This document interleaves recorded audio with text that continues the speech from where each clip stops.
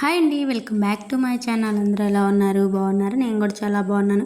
ఏంటో అమ్మ నాకు పసుపు కుంకుమ పెడుతుంది అనుకుంటున్నారా? చూసేయండి మరి ఏంటనేది. అమ్మ వాళ్ళు అయితే వేరే ఇంటికి అయితే అద్దింటికే షిఫ్ట్ అయ్యారండి. అక్కడైతే పాలైతే పొంగిస్తున్నాను అనమాట. నేనైతే ఇలా ఈ గిన్నె అయితే తీసుకొచ్చాము. కొత్త గిన్నెలు అయితే పాలైతే పొంగించాలి కదా.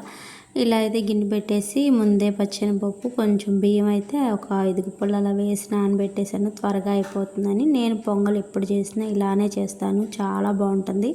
ముందు పాలు అలాగే కొంచెం వాటర్ అనేది వేసేసి పొయ్యి మీద పెట్టేసి అవి పొంగిన తర్వాతే మనం ఎప్పుడైనా సరే ఇలా పొంగల్ చేసుకుంటే చాలా టేస్టీగా చాలా ఎమ్మీగా ఉంటుందండి.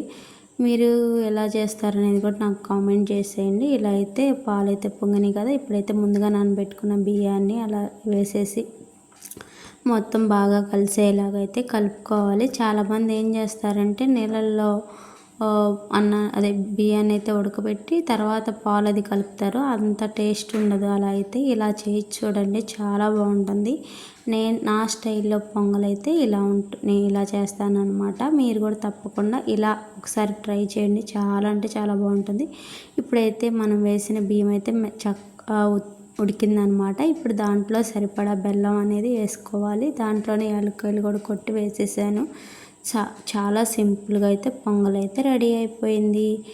చూసేయండి, చాలా ఎమ్మీగా చాలా టేస్టీగా ఉంటుంది, చాలా బాగుంటుంది అనమాట పొంగల్ రెసిపీ అనేది. ఇలా ఒకసారి ఇలా ట్రై చేసి చూడండి. ఇక చెప్పాను కదా, అమ్మ వాళ్ళు కొత్త ఇంట్లో వచ్చారని చెప్పి ఇక నేనైతే పొంగల్ పెట్టేశాను. ఇక అమ్మ అయితే దేవుని దగ్గర పెట్టి అయితే నమస్కారం అయితే చేసేసుకుంటుంది. ఏంటో క్రిస్టియన్ అన్నారు, పొంగల్ అంటున్నారు, నమస్కారం అనుకుంటున్నారా?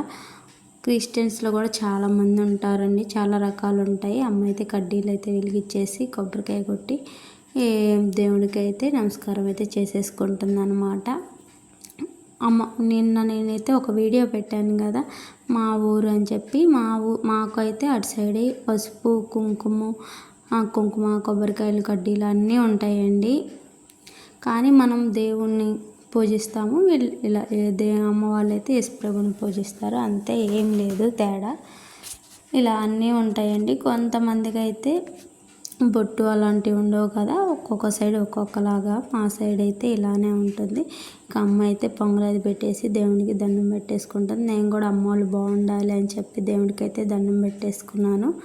ఆ తర్వాత అయితే ఇంకా పొంగల్ పెట్టాను కదా, ఆడపిల్లకి పొంగల్ పెడితే పసుపు కుంకుమ అయితే పెడతారనమాట. అలాగే అమ్మ నాకు కూడా పసుపు కుంకుమ అనేది పెడుతుందనమాట. వాళ్ళు ఎప్పుడు హ్యాపీగా చాలా బాగుండాలి, కొత్త ఇల్లు అయితే కట్టుకోవాలని చెప్పి నేనైతే మనస్ఫూర్తిగా కోరుకుంటున్నాను. వాళ్ళు బాగుంటే మనం బాగుంటాం కదా. ఇలా అయితే పాలు పొంగించడం అయితే అయిపోయిందండి. మరి ఇక వీడియో నచ్చితే లైక్ చేయండి, షేర్ చేయండి, సబ్స్క్రైబ్ చేసుకోవడం మర్చిపోవద్దు. Thank you.